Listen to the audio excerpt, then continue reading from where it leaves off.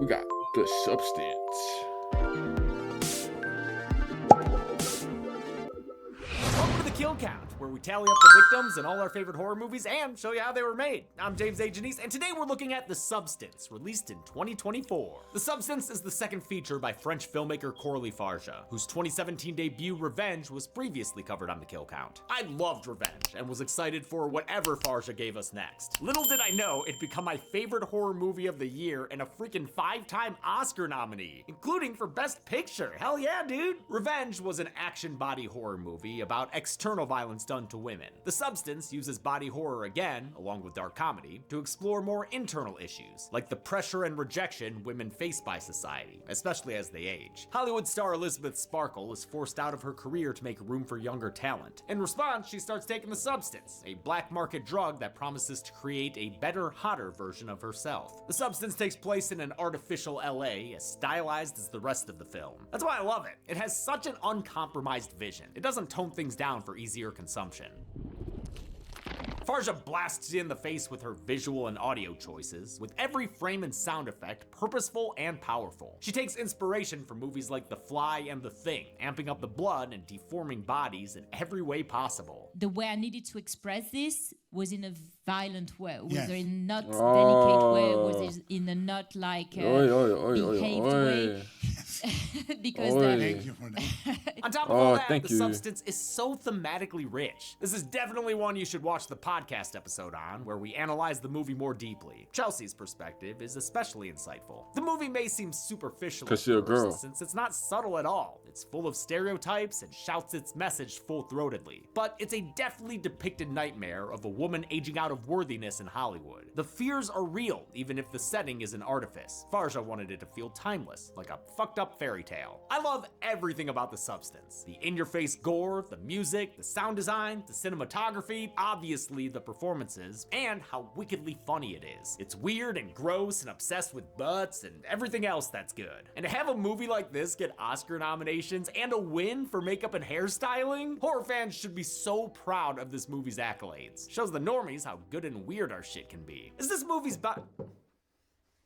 W-ad. Nope, said working sponsor. Get a charge time to get cops. Find out the animator-looking substance injected into the yummy part of an egg. Before you can say mitosis up in this bitch, where once there was one is now two, even though they are one. A bunch of men build up a star in Hollywood on Hollywood Ave. We watch the life cycle as the seasons change, from glitz and glamour to cracked and ravaged by the passage of time. You remember her?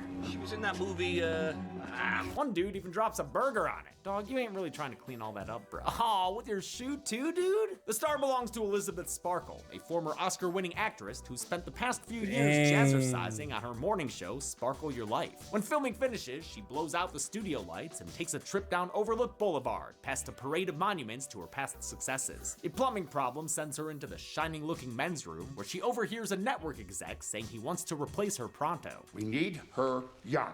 We need her hot. We need her now. He wants her gone because it's her 50th birthday today, and he thinks that's when it, stops. What stops? Maybe his pecker's prowess? Because that thing definitely ain't in tip-top shape.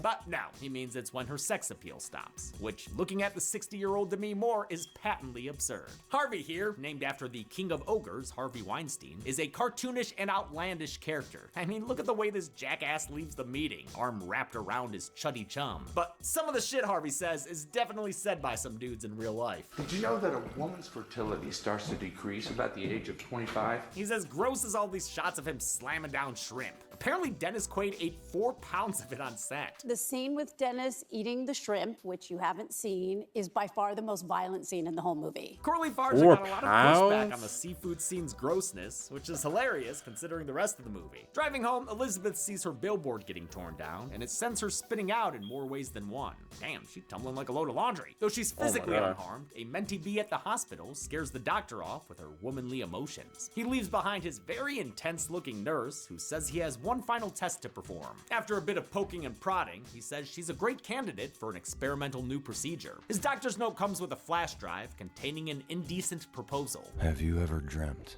of a better version of yourself? The video promo promises to create a new, younger Elizabeth through cellular division, all made possible by the title card. I mean the substance. The substance. Yeah, what he said. It sounds bonkers to Elizabeth until she spends a martini-soaked evening watching pretty young things get romanced at the bar. That gets her reminiscing about her Rosebud days. She's further motivated by her replacement ad in the newspaper. Olds need not apply. She fishes the flash drive out of the trash and calls the phone number. A mysterious voice, the same one from the promo video, gives her an address and mails her a deli number on a hotel key card. She heads to the pickup place located in the Sirens and Dogs district of town.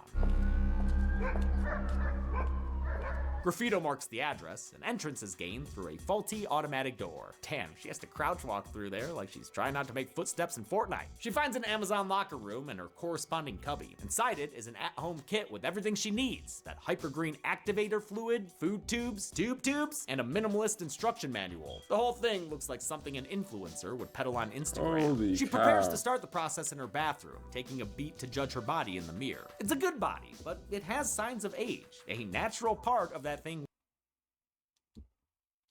we all go through. If we're lucky, What's YouTube? but now He she ain't has a gonna- chance to be younger. After all, this new version of her will still be her, just better. Much better. She injects herself with a highlighter ink, which gives way to a crazy camera angle and a mean bump on the bathroom floor. She writhes around like the embodiment of a Natalie Imbruglia song as the first of many painful transformation sequences begins. Oh man, does she got scarab beetles under her skin? On her eye just split in two like the egg from the opening. After a while, her freaking back splits open. Oh shit! I'm guessing this is why the creepy nurse was feeling on her spinal column to make sure it could handle this traumatic rupturing. This is body horror at its finest, complete with incredible sound design. And it's capped off by a Stargate sequence Come on, let me hear it. Let me hear it,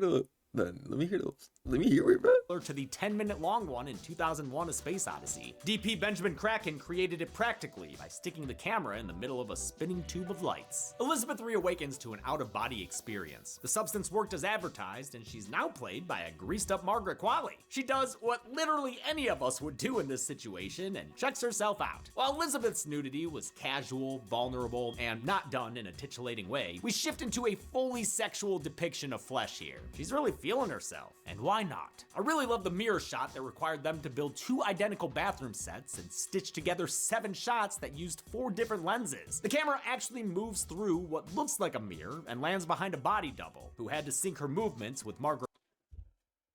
Either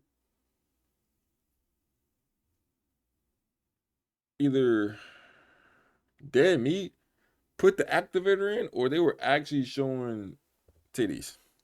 Qualley to seem like a reflection. Very awesome stuff. The old body still has to be taken care of, so she sews up the spinal split and feeds it the provided food goop. Her new body requires maintenance as well, a healthy dose of back juice to keep her feeling alright, collected from the old one with a gnarly looking needle. It's all part of the rules. While her new body is fit and flirty, she has to stabilize it every day with spinal fluid. She also has to switch back to her old body every week. 1 week on, 1 week off. Them's the rules. Farja thought of this birthing sequence while taking a shower, and it was the first thing she wrote for the movie. It's our first taste of the effects work from makeup artist Pierre-Olivier Persson, who was part of the team that won The Substance, its Oscar for makeup and hairstyling. Persson built a full silicone dummy of Moore that had its back sliced open, and that could actually be sewn shut with a real needle and thread. The body rested on a raised set that allowed the team to puppeteer it from beneath, using air bladders and pumps to make it writhe and shake. It was important to Farja to have as much of the effects practical as possible because of the movie's themes. The movie is really about flesh and bones. It's a movie about women's bodies. Determined to get her job back and be her own replacement, she buys a new outfit and heads to the audition. It's here she makes her formal introduction.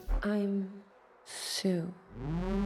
Sue's new look is shown off with all the sheen of a car commercial. The substance sexualizes this new young body the same way the industry does. Looks like everything sure is in the right place this time. And peep the star earrings she wears. They're a reference to the iconic accessory of the lead character in Revenge. Sue lands the job, with Harvey even willing to work around her 1 week on, 1 week off schedule. I want you for this show, and we will work around any mother, brother, fucking sick puppy you need to take care of. Harvey was originally meant to be played by Ray Liotta, who unfortunately passed away during pre-production. Oh, Luckily, snap. Dennis Quaid loved the project and Farja's vision. He ended up joining so late there wasn't time for rehearsals. Not that you could tell. His performance is perfectly sleazy as all hell. Sue's thrown back into showbiz, filling her closet with the latest RIP, fashion bro. and her garbage with the latest medical waste. She does a photo shoot that results in a giant billboard peeking right into her penthouse. Her rebirth is symbolized by a flaming phoenix, another image Farja Farja previously used in Revenge. I love when the burning outline turns into her robe, which is so badass it would turn either flare green with envy. Woo! Playing someone so inhumanly perfect was difficult for Quali. To achieve Sue's flawless figure, she went through months of intensive training, lifting weights and doing yoga. Even then, she had to wear a set of prosthetic boobs to better match Moore's proportions. The butt's all her though, aside from that mirror shot that uses a body double. The fabulous lifestyle lasts a week, and then it's time for Sue to clock out. She switches back to Elizabeth, who spends her days shut inside her apartment, just waiting until she can be Sue again. Doesn't help that everyone else is trying to get rid of her too, with the last of her posters removed from the Hall of Fame. And then she's got to deal with this asshole? Oh, I love my wife. Now, go fuck off down that hallway, dude. Yeah, keep going. All the way, you son of a bitch. Great use of this ridiculously long hallway, which Farja says represents Elizabeth's long career, the end of it always in sight. Elizabeth hates being Elizabeth, so it's a relief when the weekends end.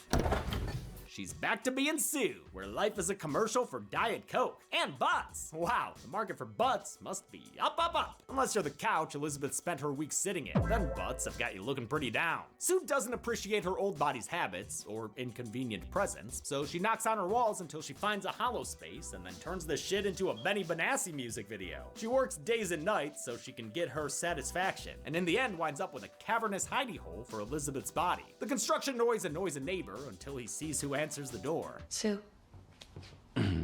Oliver. He came here to yell at Elizabeth and left offering Sue some spackle. Glad to see Gore Abrams getting work. We previously saw him as another little sex pest in Hell House. Horn dog neighbor aside, it is the absolute shit being Sue. I mean, look at that billboard. She's basically the universal minion that looks out over the valley. We love you, Eye of Sauron, Mini-Man. Despite taking place in Hollywood, The Substance was filmed in France, with the palm trees of Cannes standing in for LA's. I don't need to have the real LA view.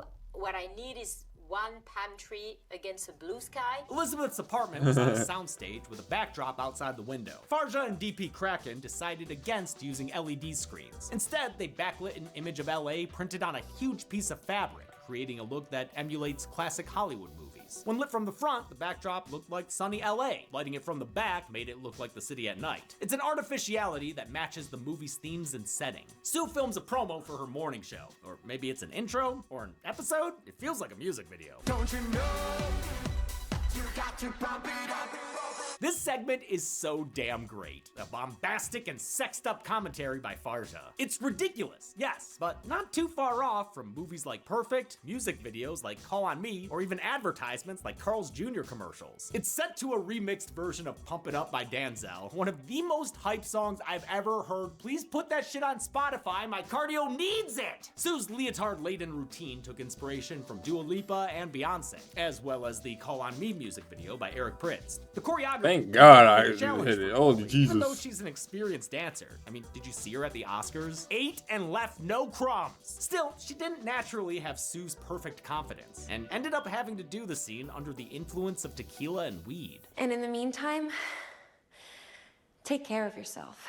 The shoot is a success and Sue wants to celebrate, so she tells Elizabeth's body that she'll be back soon, even though that oatmeal go-gurt is getting pretty low right now. A night out with her backup dancers ends with one of them coming home with her. She starts to feel the effects of staying out past the streetlights too long, so she decides to risk a late fee and re-up on that bat juice. It's the first slide down a slippery slope, symbolized when Sue unzips her organs all over the carpet. It's a wonderfully disgusting shot that ends up being an ominous dream. Farja meticulously planned her vision for the film, including sound effects and shot frames in her script. That included a ton of close-ups, most of which were filmed during a 30-day shoot after the actors had wrapped. This shoot, which they nicknamed The Lab, was when they filmed special effects, prop shots, shrimp shots, and thematic beats, like that flaming phoenix. Farja was a super hands-on director and helped with many of the effects herself, including injecting an actual needle into her actual arm.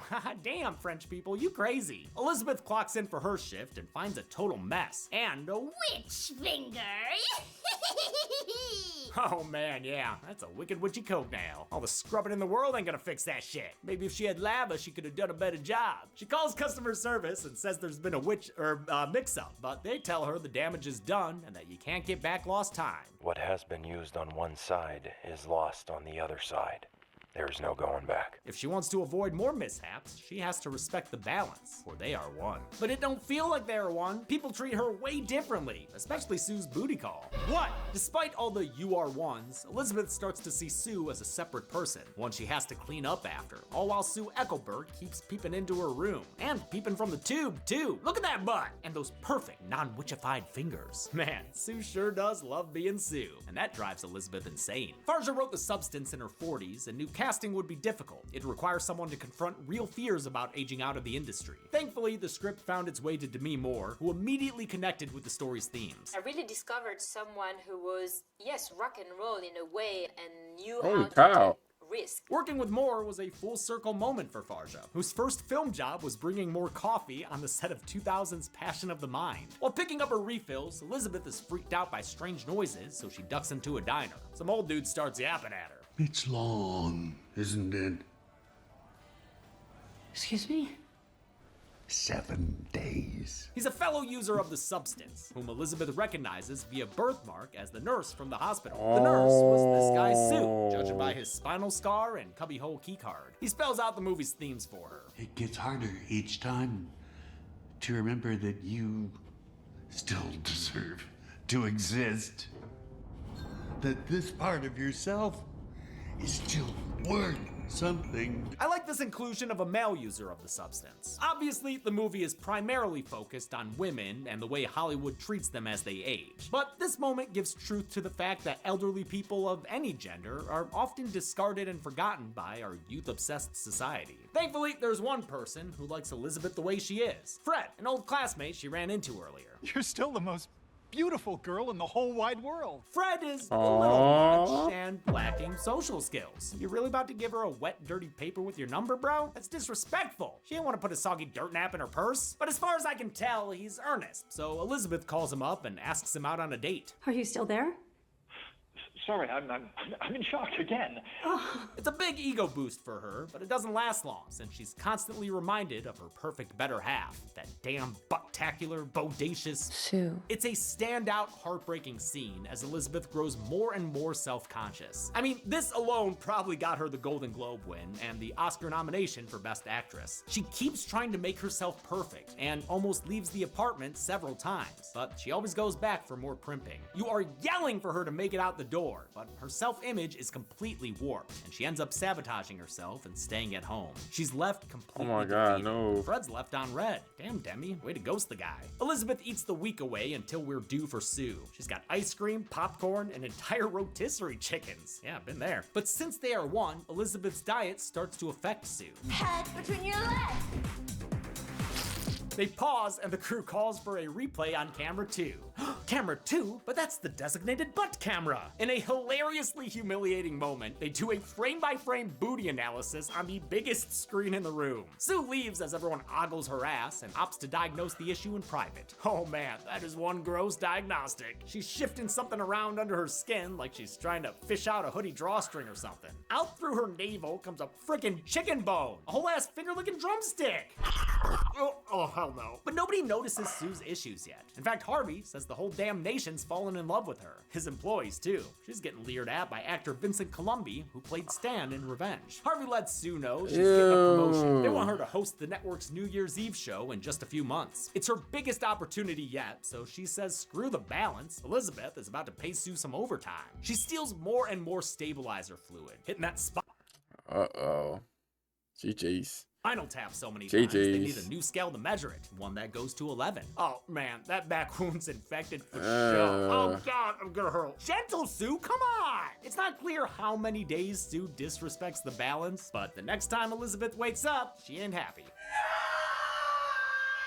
Sue's body abuse has made Sparkle Prime go gray in the everywhere. She's varicose, knobby, wrinkled, spotted, and forget the witch finger, she's got full-on witch limbs. Perso nicknamed this look Requiem, in reference to Ellen Burstyn's character in Requiem for a Dream. He and Farja went back and forth on how far to push this look. The aging prosthetics were multi-layered. The veins were done with temporary tattoos, as well as pieces of red and blue wool covered in translucent silicone. Damn, that's cool. Elizabeth is pissed about her current state, but has no one to blame but Sue.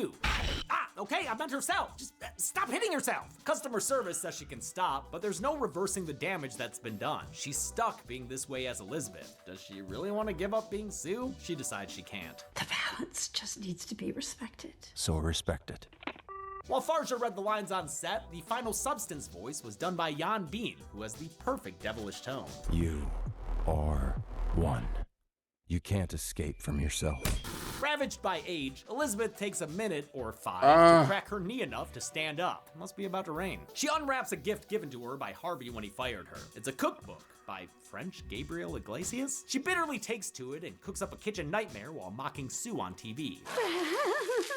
At this point, she definitely sees Sue as a fully separate person, and who can blame her? I mean, Sue's shit-talking Elizabeth on network TV. You do know that we're not exactly from the same generation. Elizabeth's physical decay is scary in its own way, but even more brutal is her mental deterioration. It's not good. I love the practical shower they used to get this trippy shot, though. On Sue's turn to play, she finds the apartment filled with leftovers and redecorated for a zombie outbreak. She decides to get myopic with it and steal as much back juice as she can. She surely won't regret this later on. Nothing. Good go. Oh my god, she stayed Sue for 3 months? Now it's the night before New Year's Eve, and she's got SNL-style commercials for her big special. She's also got flowers that speak to her future, in contrast to Elizabeth's, which spoke to her past. You were amazing versus they are going to love you. With her show tomorrow, it's the worst possible And then it said break a leg. Oh my god. time for Sue to run out of youth juice. You really should have planned this out a little better, Sue, because that well is tapped. All that's left is a bunch of back crud, brown and thick. She calls the 24/7 customer service line, and the voice tells her the only way to replenish the stabilizer is to be Elizabeth again. The switch reboots the fluid secretion process, so you can continue to enjoy the experience. Better hurry, Sue, because that frame rate is getting too choppy for comfort. She just barely manages to make the switch, but all that fluid abuse has taken a toll on Elizabeth. A troll toll? She is in full goblin mode now. Boobies rested on her wrists, just a sack of skin and bones. She's completely unrecognizable. Only bells she's ringing are in Notre Dame, am I right? Leave me alone! You're right, I'm sorry. It's a low blow. She's still Esmeralda on the inside, after all. It's bad enough she calls customer service and finally asks to end her experience. I want to stop! I want to fucking stop! Even though that means never going back to Sue again and staying this little goblin guy forever. The next day, Elizabeth picks up her termination kit and returns home to compete in the body dragging Olympics. Damn, gold medal for show. She starts injecting Sue with a syringe full of liquid death. Death liquid. It's not canned water, it's it's gonna kill her. But the thought of being trapped in her current state forever stops her before she finishes the job. I need you. Because I hate myself. She decides to bring Sue back, but it works a little too well, since her new body wakes up while her old one's still active. What the fuck? Somehow there's been a split or something, because all of a sudden, she are not one. They is two. Quali and Moore were excited to do an actual scene together after spending the whole movie swapping out as the same character. We have scenes together, but one of us is not conscious. Like limp on the floor. It's trippy in a whole bunch of ways. Like, do they have each other's memories? Probably, because Sue notices the termination kit and realizes Elizabeth was going to kill her. She goes on the offensive as the movie continues to heighten things. Literally, since this fight scene has wire work involved. Oh man, that was a little old lady, Sue. A little old you. Elizabeth breaks free and runs away in Farja fashion. The tracking shots through a narrow hallway remind me of the crazy finale in Revenge. She barricades herself in the bathroom, but we've seen how many squats Sue does. That ass ain't just for show. She breaks her way inside and then breaks Elizabeth against the floor. She brings her Sparkle sister face to face with the mirror, showing her how she looks like April O'Neil halfway mutated into a Ninja Turtle. Then she gives her a closer look. And another one, and another one, and okay, goddamn, Sue, leave her alone. It is a painful beating to watch as it gets ever more bloody. That's ketchup, chat. That's ketchup. That's ketchup Twitch. That's ketchup. Realistically, Quali used it to smash the mirror for real, with the VFX department stitching it together with shots of Moore reacting to the blows. Elizabeth crawls away, but Sue freaking kicks her across the room into a glass table, my god, and then mud stomps a hole in her ass. In fact, she ends up stomping the life out of her. I'ma say she's dead, which is weird because as the flashing screen reminds us, they are one. That's probably why Sue starts crying as she realizes what she's done. And all for what? A New Year's Eve show? I think it better have a hell of a balloon drop. With the roomie problem dealt with, Sue gets glammed up for her big night, but she's feeling a little woozy here on account of a lack of back juice. It's fitting that her dress is so similar to Cinderella's, a princess who had to be home by midnight or else she'd become less glamorous. Sue's fancy form is way past the witching hour and falling to pieces, starting with her teeth. Oh my god, girl, please stop pulling those out. Think of what your producer would say. Pretty girls should always smile. Oh man, I love Harvey's gang of ghouls here, each of them ghouling things up in a different way. The ghoul gang gets distracted by feathery boobs and runs away. That guy at the end, he never breaks commitment the whole dang time. God bless him. Sue tries to leave, losing a fingernail and a full ear in the process. Oh my god. I said an ear! What? She stumbles her way back home and decides the solution involves a little substance rule breaking. She's going to reuse the activator fluid, even though it was one use only. Damn, Sue, why'd you keep that one use only thing for so long? Worse than keeping a bunch of Allen wrenches, or like a firewire cable. She takes the activator, once again rending her back skin and rendering more ocular multiplication. And since this is the last we see of Sue, I'm gonna count it as a kill, I guess? I don't know, man, just go with it. When the birthing is done, Sue's new body comes out, and it is fugly. She's got extra lips and teeth, an internal organ on the external, and some Elizabeth Sparkle back bling. Oh, she just keeps her mouth open like that? Yeah, that sucks to look at. The movie introduces the final Sparkle form in a Toxic Avenger looking nameplate. Actually, Monstro Eliza Sue looks like she could be Toxie's wife. Well, okay, yeah, I know Toxie's wife actually looked like this, but I mean, I guess Eliza Sue could be Toxie's sister. I mean, they have the same topography. Okay, yeah, my turn now. Persone designed Elizabeth's degradation in stages, respectively nicknamed the Finger, Requiem, Golem, and Monstro. Farja thought the original designs for the Monstro felt too masculine, so Persone redesigned it with more resemblance to Sue. Farja wanted her to be graceful and tragic, inspired by David Lynch's Elephant Man and paintings by Colombian artist Fernando Botero. Of course, Monstro Eliza Sue also had to be gross, thus the, loose teeth. The end result was something Farja called a Picasso of male expectations. The full bodysuit, covered in random limbs and breasts, was completely practical and worn by Quali. The only exception was some digital effects used for more screaming face. Despite her state, Eliza Sue soldiers on, curling, or burning, I guess, her hair, and accessorizing with earrings that Farja made herself. They cannot yeah, sure, they can go right there. Great. Ironically, Eliza Sue actually seems more comfortable in this body than her old one. After years of internalized hatred, she finally doesn't care what she looks like. It reflects Quali's real-life experience with the role. While wearing the Monstro suit was physically demanding, she found it easier to deal with than the emotional stress of playing the flawless Sue. A stunt double was used for wide shots, but Quali still spent 8 days shooting in the suit, which covered her whole body except for one eye. It took 6 to 9 hours to apply, and got so hot and steamy, she had to wear a cooling vest similar to ones worn by race car drivers. She would basically shoot as long as she could before having a panic attack. Yeah. So I might just jump. I should have had more questions about the prosthetics. Quali ended up getting severe acne from all the glue, which she used for her character when she shot Kinds of Kindness afterwards. Honestly, it seems like this shoot was absolutely miserable for her. If you can't say anything good, don't say anything at all. The film also took a major toll on Moore, who got shingles during a break in production and ended up losing 20 pounds. I won't deign to speak for them and say something like it was worth it, but I will give major props to both of them for being such troopers. Bro, that's why I can't do acting, bro. Cause it's like when you act, bro, you gotta take certain, like, you can avoid some, of course, but some where you gotta take like risk. You generally gotta take risk to do it, bro. It's like, dang, you can mentally break, you can physically break, you can emotionally break, we can break you just entirely, bro. It's like, oh my god, are you willing to take that risk for it, bro? Oh my god, losing 20 pounds and you were like 50 plus and you probably don't even weigh a lot of that. Then you get 8 hours of something that you gotta wear that can cause you wear a hitting vest where race car races wear, bro. And then not only that, you gotta wear it to these probably have a panic attack, gang. And then the thing give you acne. I don't even have good. My acne kind of. It's been pretty good thanks to the stuff I've been using. But like, bro, if I was there, bro, my acne would have been tore all the way up, bro. It would have been so deep, bro. Oh my god.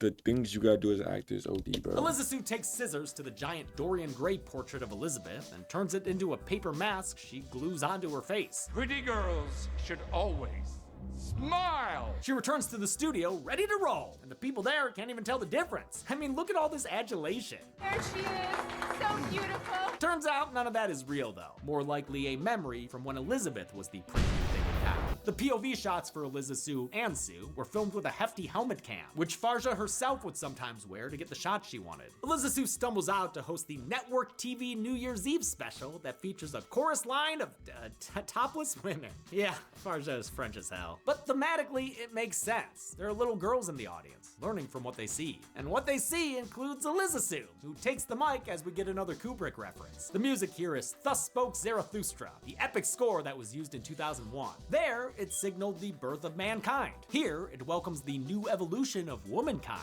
Monstro Eliza Sue. I'm so happy to be with you tonight. The facade crumbles quickly as the mask slips away from her face. Everyone's appalled, especially that guy. And it gets worse when she starts hacking up a wardrobe malfunction. Oh my god. Oh man, this ain't no Janet Jackson nip slip. It's a full-on loose titty. Fully. Just, there goes dropping, all the way out. I'm sure the crowd's gonna love that. Oh, never mind. The audience goes full torch and pitchfork, storming the stage and attacking Eliza Sue. Kill the beast! She's batted around like Quasimodo in the town square. But like Quasi and Frankenstein before her, this poor thing is more victim than villain.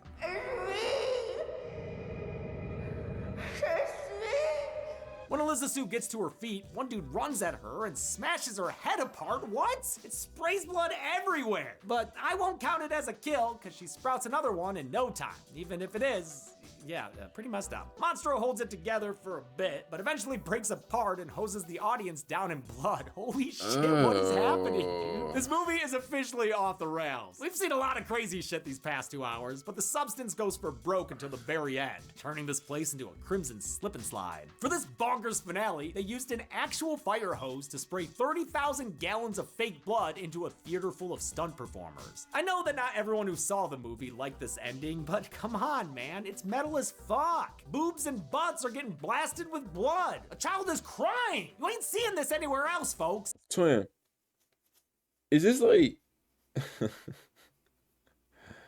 I'm not gonna find this. I'm not gonna watch the movie, bro. But they put this in theaters, and with this actual... Okay, you can see... Let's see the example.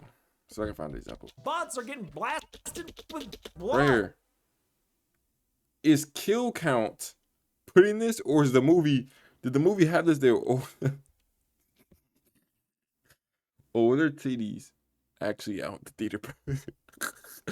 Let me just say this. If it was actual titties in the theaters, bro, I don't think I could have watched it as a kid, bro.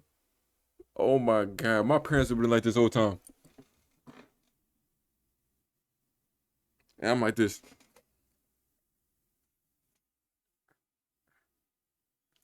And to be fair, just because how this is, I'll probably been like this the whole time.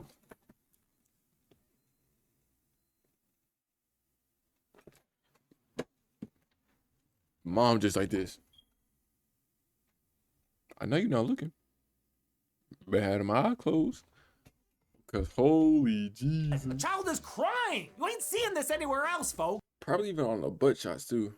And sure as fuck not in any other Thank Oscar you for the likes as well. Eliza Thank Sue you. flees the theater and runs down the street until her leg falls apart. In slow motion, she falls and bursts apart in a blood blast that would make radio silence weep with appreciation. I guess I'll count this as a kill? Maybe? I mean, seriously, I don't know what to do with this one. Eliza Sue's big combustible body was built with gelatin skin and blood bags before being blown up on set. Wow, I cannot get enough of this BTS footage. Elizabeth's screaming face emerges as the last body part standing.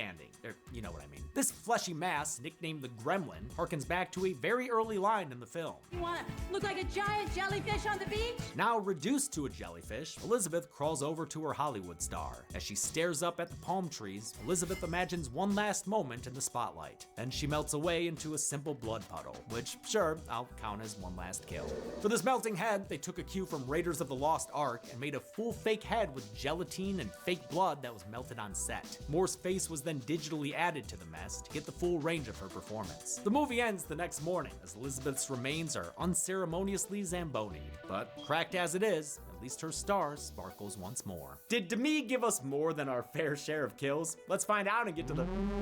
Have you ever dreamt of a better version of the numbers? I mean, yeah, these are the hardest part to write. Quicker. Yeah. Fewer bits. Oh, no, actually, I like those. More cost effective. Oh, fuck yeah. Then let's just get to... There's only 3 kills. 4 people died in the substance?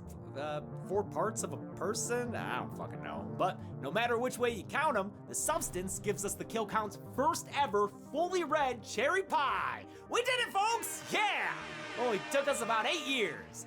With a runtime of 134 minutes, we had a kill on average every 30. How long is that? Hey Siri, how many minutes is 134? Oh. Hey Siri, how many hours is 134 minutes?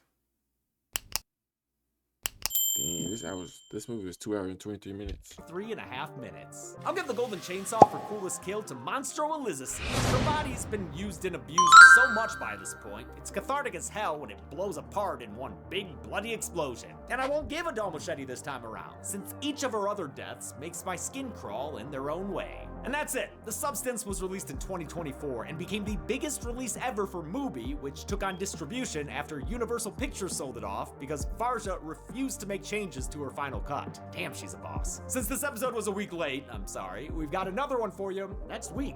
But until then, I'm James A. Janice. This has been the Kill Count. On the next Kill Count. Smile too. Smile. W2.